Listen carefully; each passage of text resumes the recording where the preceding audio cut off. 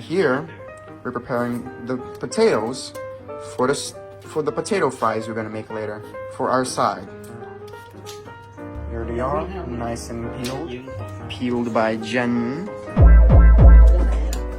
Here we have cutting the onions. Show us how it's done.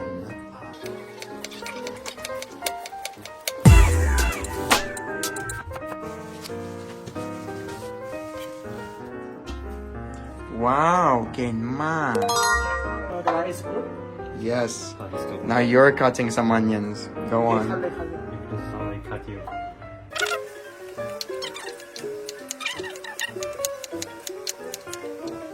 Wow, good job. I cut the potatoes in two. And then slice them into appropriate fry shaped chunks. You want to go for like around 2 centimeters. Just like slice it through. This is a relatively small one, so I'm slicing it in 3 pieces. And it's okay if they're a bit uneven. These are fries. They're gonna fry and cook at the same time anyways. We're cutting some garlic.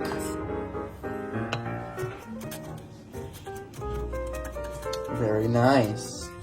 Here are our cut onions. We have a lot of them. And here as well. For the fry batter, you want to combine equal parts red chili flake, equal parts paprika or smoked paprika, that would also work quite well, and some cayenne pepper just for the added kick. This is not going to make the fries spicy, it's just going to add a nice little background flavor to it. Next we're going to add some coriander, small amount. And then the final ingredient is garlic powder. Here we're putting some oil, some olive oil in a pot. We're going to be ready to sweat the onions. We're putting the onions in. Oh no, we're making a little bit of a mess, but that's fine. That is perfectly fine.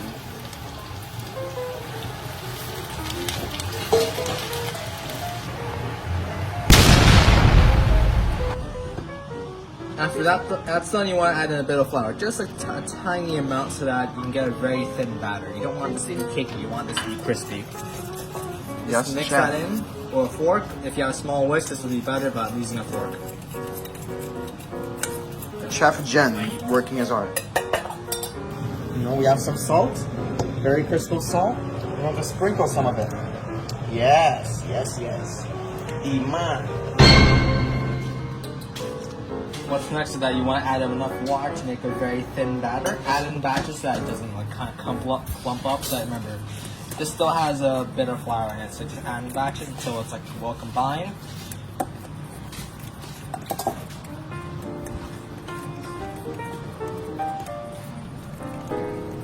And once this is well combined, you just add in a bit more water. If you're looking for the consistency of like something like paint, this is about it.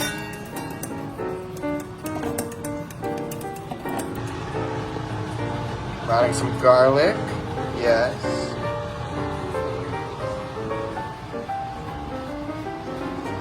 We have to be careful since we have a gas stove. So anytime we're going to be holding the pot, we have to use a cloth to not burn our hands. Isn't that right? Chef Soon? Oh yeah. What about you, Chef Yipun? Oh yeah. And Chef Soon here as well.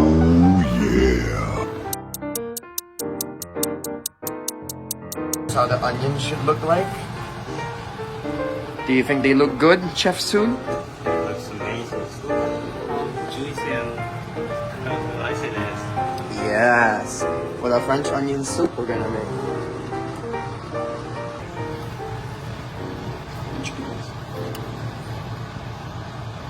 Nice. We put a little bit of flour. We love flour. We can use a little bit of flour to thicken, and then we cook this until the flour smells kind of burnt off a little bit. We love white powders. Now we have some white wine, Belleville from France. I don't know if it's good. Deglaze the bottom of the pan, some white wine, and add some very nice flavors. And we cook this out until that alcohol smell kind of burns off. Yeah. It's not gonna be alcoholic since the alcohol is gonna burn all the way. We won't taste the alcohol. Now we have some beef stock here that we're going to be putting in the onion. Look at that. Wow.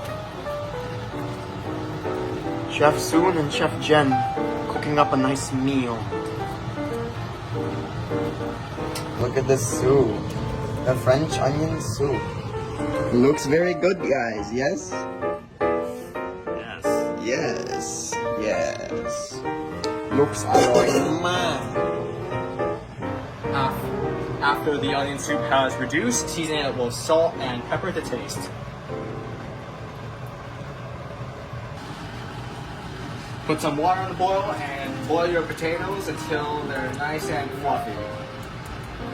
So this will take around 5-6 minutes. Just boil them as long as you want until everything's nice and tender. Some nice Japanese A5 Wagyu steaks we're currently drying. They look very That's nice. Australian A4, by the way. not Australian? Australian A4 Yeah, Wagyu. Australian A4. My bad. Yes, it says Japanese. We got a ribeye and a New York strip here. They're both Australian Wagyu, and we're going to season them generously with some kosher salt. Then we're going to move on to black pepper, and then finally garlic powder.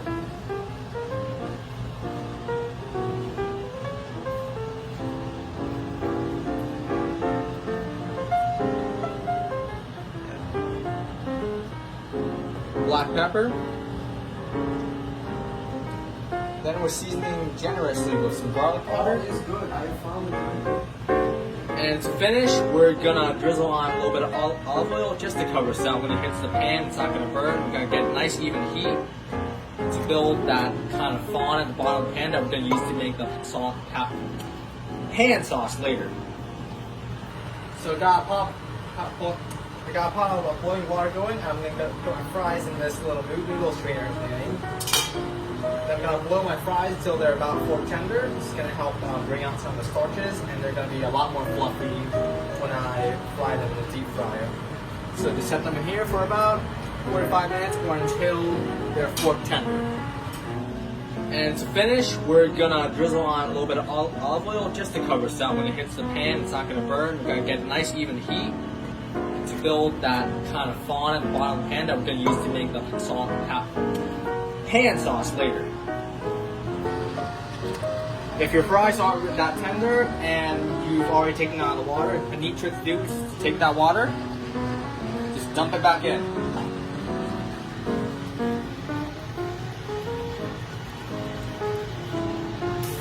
This helps to prevent the potatoes from oxidizing, and it's going to make them a bit more tender in the end. It's going to give it a nice fluffy texture when you ultimately fry it. But be sure to check on them every once in a while so that they don't instantly fall apart.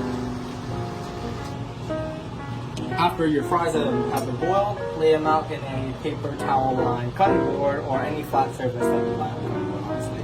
You want to dry these as much as possible for battering them and baking them, because then you don't want to get oil everywhere. After your fries are dry, you want to dip them back into your batter. Just coat them generously using whatever method you want. We are using a fork because I don't want to get my hands dirty. Just get them all coated. Add more. In a relatively large pot, you want to heat your oil to around 150 to 160 degrees Celsius. This is the ideal temperature to get your fries crisped up. So mine's at 160, 164. 170 would also be okay. But remember that once you add the fries, everything's going to start cooling. So in they go.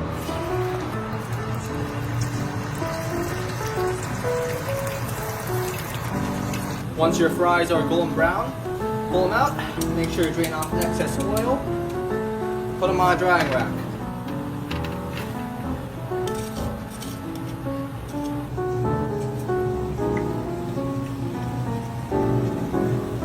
That's hot. That's good. Once your fries are golden brown, pull them out. Make sure you drain off the excess oil. Put them on a drying rack.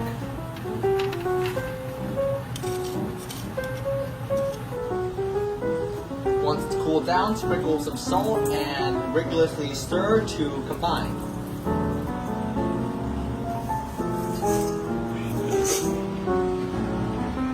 On high heat, sear both your steaks for about 1 minute on each side.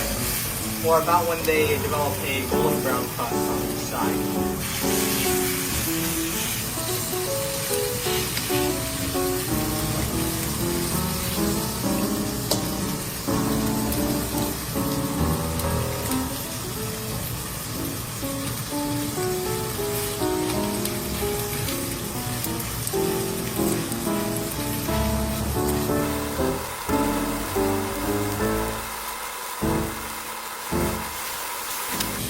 Rest the aromatic on top, so as to provide a nice smell once it's done.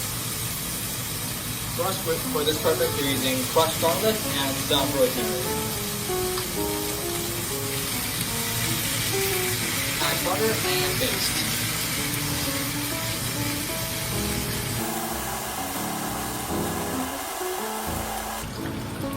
Once your butter has been browned, start basting.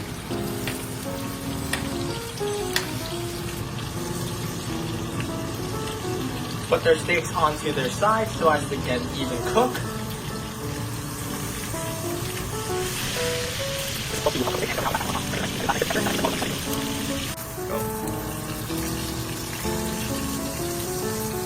Once your steaks are done, pull it out and put it on a cooling rack to rest for 5 minutes so as to not lose its juice.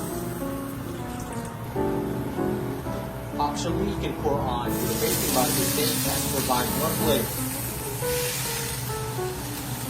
Look at that fond we have in there. We're going to build our sauce off this and it's going to retain all the flavor from that nice brown steak. Add in your red wine.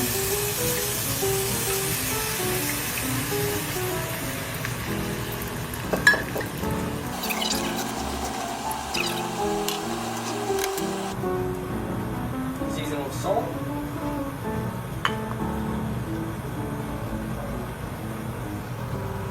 And pepper. And add some pepper. Add in your bay leaves and rosemary. And let it simmer until your alcohol burns off. Once your alcohol has been burned off, add in your beef stock cube in order to give it a nice beefy flavor. This is a quick cheat if you don't have a beef stock like we do.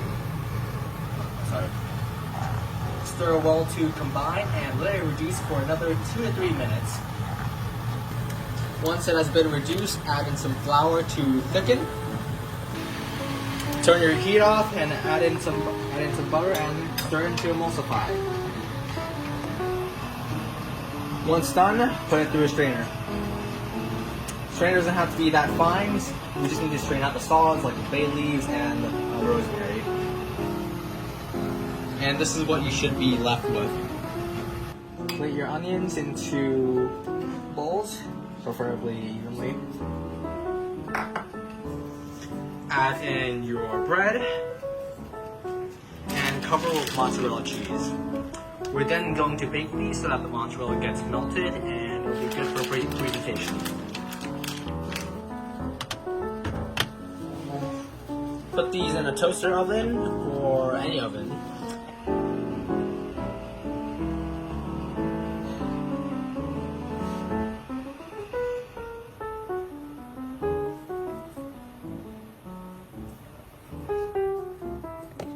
Slice your steak into even slices so as to give a better presentation. And look at this, we got a perfect medium rare on our steaks. And now we're ready to plate. Spoon in some of your red wine sauce on the sides.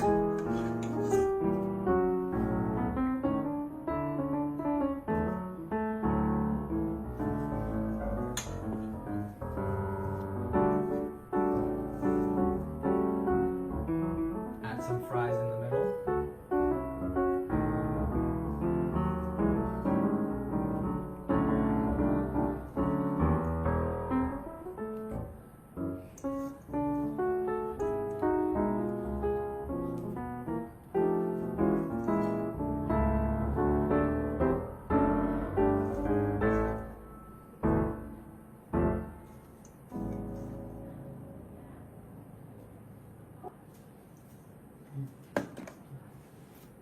Sprinkle on a bit of sea salt